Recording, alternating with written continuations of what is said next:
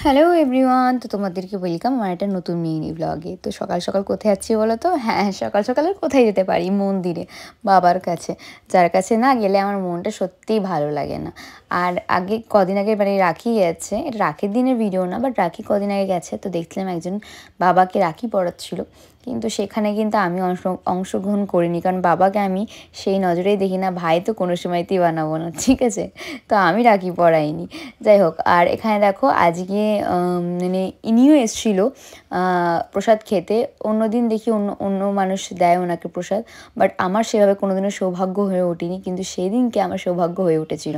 যে কটা মিষ্টি আমি দিয়েছিলাম বাবাকে, আমি 3টে মিষ্টি দিয়ে, একটা নন্দীকে এদিকে বাবাকে, আর ওইদিকে একটা বাবার মূর্তি আছে সেখানেও দিই। তো 3টে মিষ্টি আমি ওনাকে খাইয়ে দিচ্ছি, আমি 3টে সন্দেশ ওনাকে খাইয়ে দিচ্ছি। উনি খেয়ে খুব খুশি হয়েছে। আর পরে দেখি পিছন পিছন ওনার আরও বন্ধুবান্ধব সঙ্গী আরও আসছে। আমার কাছে তো আর নেই, এবার কোত্থেকে দেবো, তাই আমি চলে গেছি ওখান থেকে। এমনি তো আমার পুজো হয়ে গেছিলো, চলে যাচ্ছিলাম। আর দেখো কেন ওকে আদর করছো, কিচ্ছু বলছে না। কি ভালো না, কি সুন্দর। মানে যতবারই আদর করছো ততবারই কিছুই বলছিলাম, চুপচাপ আদর খেয়ে যাচ্ছে।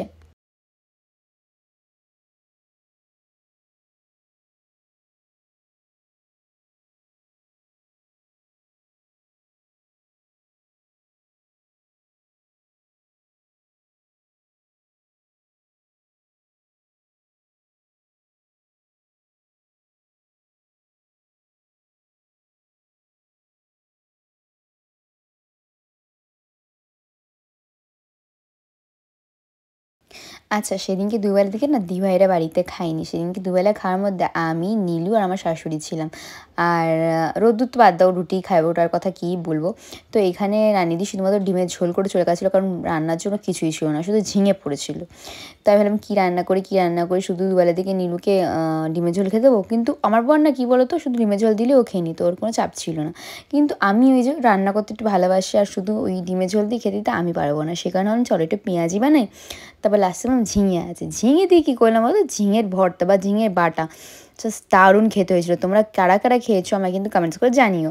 আর তোমরা যদি কেউ এই রেসিপিটা জানতে চাও, তাহলে আমায় কমেন্টস করো, আমি তোমাদের না হয় অন্য একটা ভিডিওর মাধ্যমে এই রেসিপিটা জানিয়ে দেবো। ট্রাই করে দেখো, জাস্ট দারুণ হয়।